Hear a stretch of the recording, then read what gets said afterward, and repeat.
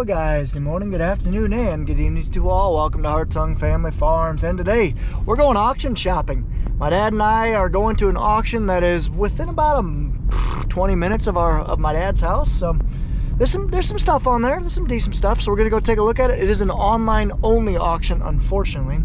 So we are just gonna go, they basically have their viewing hours today, and then we'll do some bidding. So this video is gonna consist of us going to that auction, us looking things out, as well as, you know, a week from now when the auction's closing, I'll get you guys some footage of us bidding on some stuff, if that's what we choose to do, which I'm sure we will, because there's some pretty cool stuff on there. So you guys just have to wait and see. I gotta stop, I gotta go make. Got a meeting here at, here in DeWitt, so I'm gonna go to that real quick. It's about we're learning more about our AGI system on what exactly we can do to take advantage of it. Add, cool, or rewarm. That's the purpose for turning on those fans on that bin. Why do we want to remove moisture? I think this is a doc.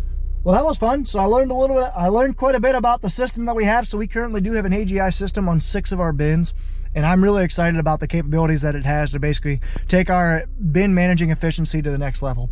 And I'm excited that they're partnering with us on the channel, so I'll be able to tell you guys a lot more about that system in the coming months. So let's go ahead and head to that auction. I did forget to mention, if you guys are interested in learning a little bit more about that system, they're gonna be linked down below. High level, what those guys are gonna do is they're gonna help make me money, give me some peace of mind with our bins, as well as make us more efficient in the fall. But again, we'll get into that in another video. Uh-oh. This guy is stuck. Like stuck. He definitely can't park there, bud. Oh, that was not a smart place to turn around. I also did forget to mention, we had some nasty storms come through. And as you can kind of see, this tornado really wreaked havoc. So yeah, this was a tornado that went through, destroyed some buildings, and this was this exact tornado that almost hit our farm. And when I mean almost, it was on a direct collision course with our farm. Quite a bit of damage around there. Yeah, so we had some pretty bad storms last night, as well as, but the worst of it was last Friday. So we're just about to the auction site. This auction is a farm retirement auction, like I said, maybe 15 minutes away from my parents' house. So it's not a big farm that's retiring, but a cattle farmer, you know, mid-sized farm, probably had, just by guessing by the equipment, somewhere around 1,000 acres. But some of the cool things that they had was they had 3 single axle trucks with gravity wagons mounted on the back. That's pretty cool. So we're just rolling up right now. Let's go in there, let's take some notes, see the condition of everything, and then wait until next Wednesday to see the price and see how things work out. The budman's meeting me here. Yeah, so they're mainly a JI case equipment. So they got a bunch of old case tractors. They have a 2388. It looks like it's in pretty nice shape, minus the rear ladder.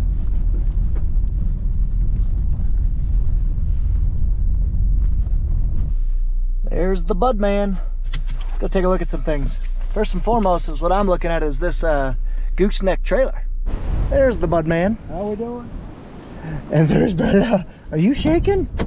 Are you shaking? Hey, hey.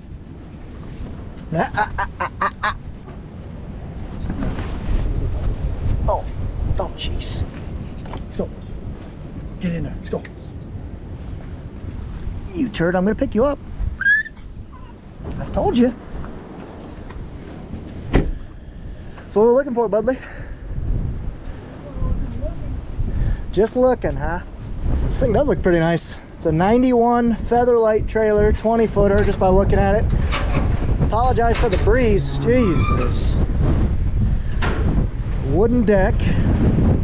Wow. It's a wooden deck. It's got a compartment. That works.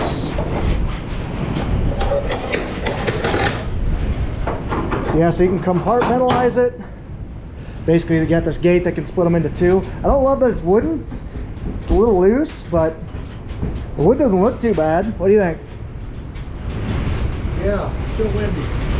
Yeah, he doesn't know what he's looking at. So I'm just looking for cracks. I'll look at all those stress points.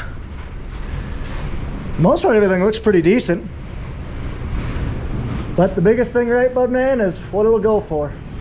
Wow, it is really windy here. Probably crawl underneath, look for some cracks. Look at how the undercarriage looks.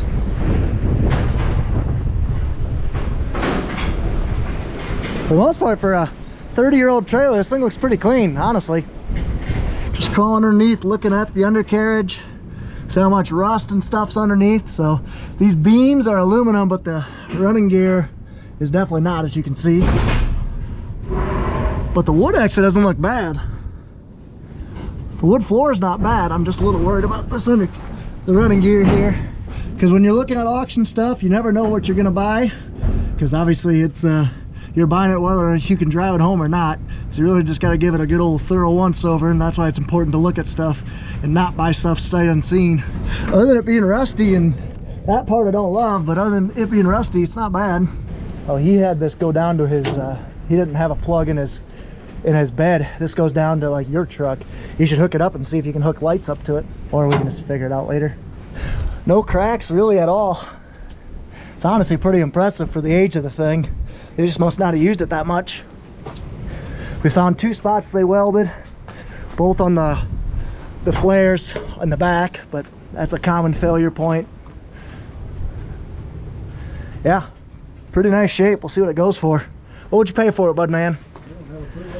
I'd say you stop down at Raiders and ask them what a new one's worth. How does this work? I don't know how it works. Here's where your pin hooks up, but I don't know. Is this what you're looking at, Budley?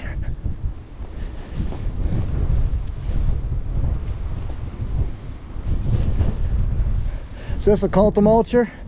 This is what we use to pack down hay ground. It's just a piece of heavy roller that you can just use it to improve seed to soil contact on drills. This is why it's important to go to these things. I'm guessing they cleaned this up so you wouldn't see it in the pictures, but this thing's got a hydraulic cylinder leak, which got me to look at it closer, and there's a gap on that cylinder bore. So I was like, huh, that ain't right. So you back up, cylinder's bent. You can just barely tell that this is at a different angle than that. So I'm guessing this rod's bent. So we won't be buying this thing unless it goes for dirt cheap. We got a manure spreader, look at dang near brand new 10-inch by 63-foot auger. What are these things brand new, Budley? I'd say $400 or $500. These things are $400 or $500 brand new. And they look like they're built solid. This one's obviously a little newer than this one. What would you pay for these? So somewhere around that $500-600 for the pair. $500-600 for the pair, he'd go. I don't think he's gonna get it, but I don't think so either. we don't need them though. We're just looking. Now the real question is, Budley, what would you do with these tractors? Don't need them. Don't want them? Well, top, I don't even know if I've ever been in a case. This is a 2290 case. Just looking at the ish area, I'm guessing probably 1970s. Kind of neat. Oh, I wonder if she starts. I don't know if I want to try it.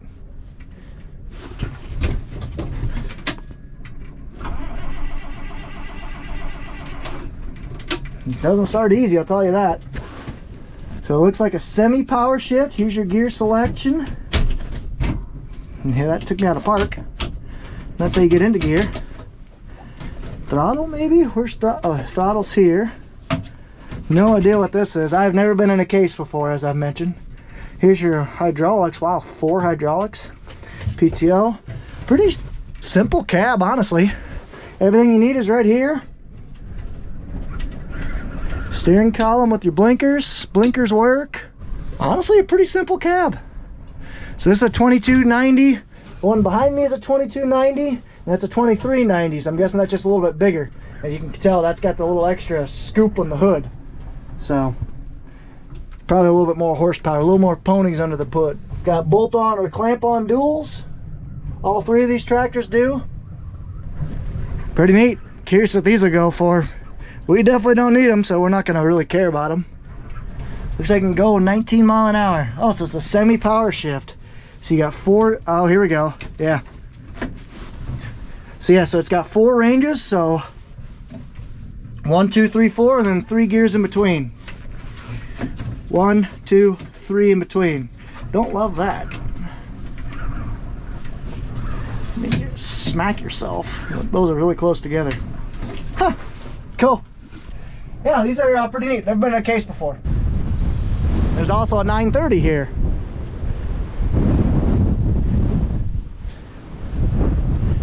Now these things are kind of cool. So he's got 3 of them, 1, 2, and 3, but they're basically this old truck chassis. So like this one's an International S2300. And he stripped whatever had on them before and mounted a gravity wagon to it. Pretty freaking cool. Yeah, no lights as kind of expected. Huh. Neat. 10-inch truck auger, 31 footer. That should be Pat should be looking at that. Hardy sprayer, AGCO planter. Not a lot of things here, but enough that was worth looking at. We'll see if we bid on anything. What's your top item, Budley? I don't know right now. I think that trailer, if it goes for something, or there's a diesel tank up there that we could use at the farm. Yep. So we just have to wait and see till the 11th. That is true. We'll have to just wait 6 days. That mower would be pretty nice, but it looks like, I'm guessing it'd go for a pretty penny. Let's take a look at this combine. I wonder how many hours this thing has on it. There goes my hat. I didn't need that anyway. Very similar to our old 2588. See how many hours this bad girl has on it. Wow, these are loud.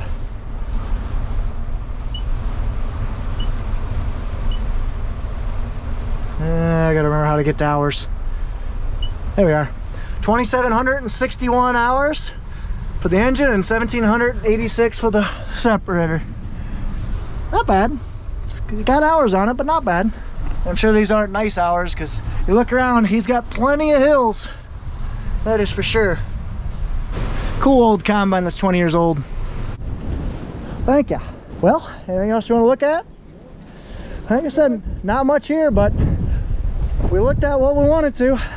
We'll see what that gooseneck goes for. Probably do a little bit more research and figure out how much brand new ones are and work it back, because we don't need a brand new trailer by any means. So this one might do the trick depending on the price. Right, Budley? Exactly. So now we watch online. Here we got an old Glencoe field cultivator, or soil finisher I should say. Got a mower, New Holland mower, jump auger, a chisel, and a hay rake. Just older equipment. Nothing that really need. So we're just going browsing through the online bidding, whatever you want to call it now, and his bale movers are already at 525 bucks. 650 for that tank. 650, I don't know. 1,000, well, what's it worth? 155 for that Calton mulcher. We'll see how far that goes. Well, that was fun.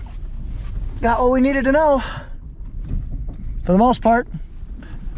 So there's, like I said, there's still 6 days until it closes, but that could work. A couple things we're interested in, a couple things we're not. Time to stop at the lawyer's office. You know, farm ownership hassle. It's fun. Right behind me, we had some tornado damage. You can kind of see those tarps on that building there and whatnot. EF1 tornado actually hit Bellevue. It was not a good deal. Not a good deal at all.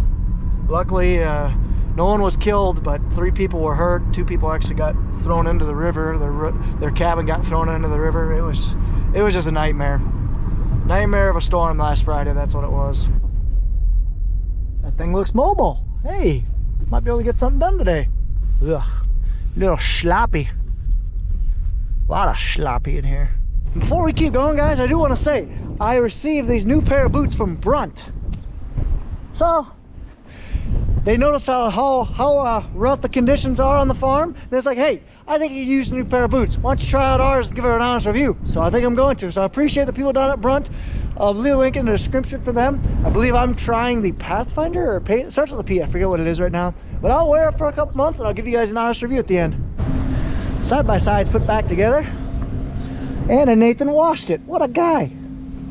So let's go ahead and turn this thing on, let the satellite start pulling in. Take about 15 minutes for that to happen. We'll touch base with Pat, see what he's got going on. I might have to help him with calves down south, or not down south, but newborn calves. But if I don't, I'm gonna be running that for a couple hours.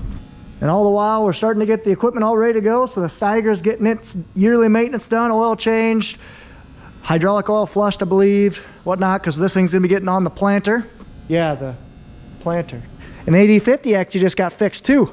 It was just an exhaust manifold, so they had to replace that. So we're almost ready. Next week looks real good, real good.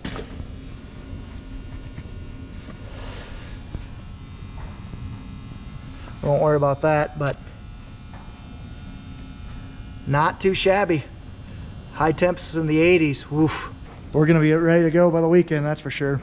Well, Nathan and Curtis went down south to go bed cattle. Pat's gonna go mess with calves down at his place, and I'm gonna go buzz around on the side-by-side for probably a couple hours, probably 2 hours. Hopefully I can get it done in 2 hours. Got 3 fields to remap, because what I'm doing is, on the side-by-side, like I mentioned before, it's got a GPS receiver and it's got a monitor, so I can use it on the side-by-side to go around and map to the sub-inch where our fields are at. So that way when we're planting, when we're spraying, it turns off and turns on product or seed whenever we want it to. So that's the plan. Completely cover up because it's very miserable and windy out right now. So yeah, I'm gonna try to really cover and bundle up, I should say. So I'm waiting for this thing to pull in. Once that is, I'm gonna boogie. So I know it's kind of hard to see, but you can, right here, what I am doing is I am looking at our maps, and there we go. So you can kind of see I am right here. This is above the lane field, and I'm just checking. Right there is the boundary, and I am right on the boundary, so that is perfect. So I need to redo that field because we're taking it out of hay. I need to redo that field because we're also taking some hay out, and I need to go over there and combine some fields because they don't need to be 2 separate fields. Well, so now I'm playing the fun game of try to keep coverage within the hills. So every time this receiver goes under a tree, I lose signal for the most part. There's my signal bar. I want to keep that as close to 4 inches as possible. It's really fun. Very, very, very fun. It's also really cold.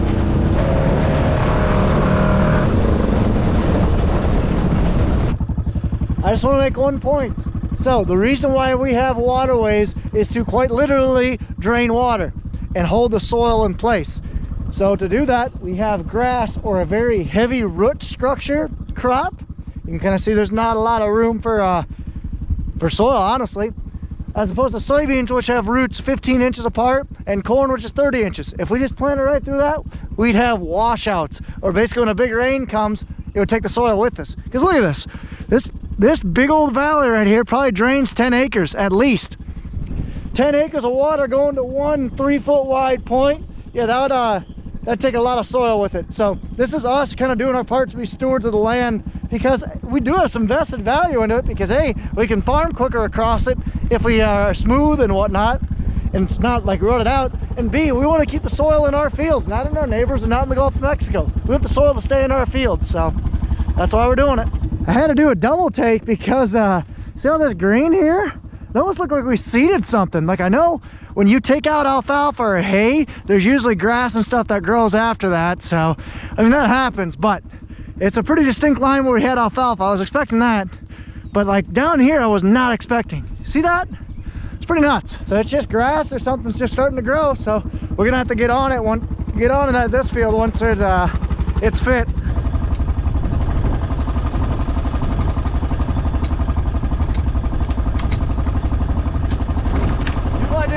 To not just drive right by it or not be a jerk and throw it in the neighbor's field. You're welcome, whole gravers. Well, that was fun, but extremely cold. I am frozen. I think I'm gonna wait to do the rest on Monday. So now I got all the close stuff done. Now I head a long ways away. It's probably gonna take me all day and driving that thing around the countryside. I'll probably put 100 miles on that guy. by the time I'm done. Okay guys, I just thought I would update you all on the auction. I'm going to put it right up here, and let's go ahead and scroll through it. So we did place a couple bids. We did not get anything. Here's why.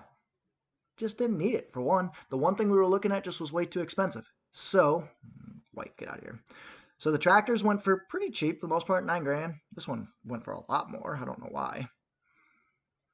So, don't know anything about these tractors. The 2388 went a lot more than what I was expecting. 81,000. Jeez.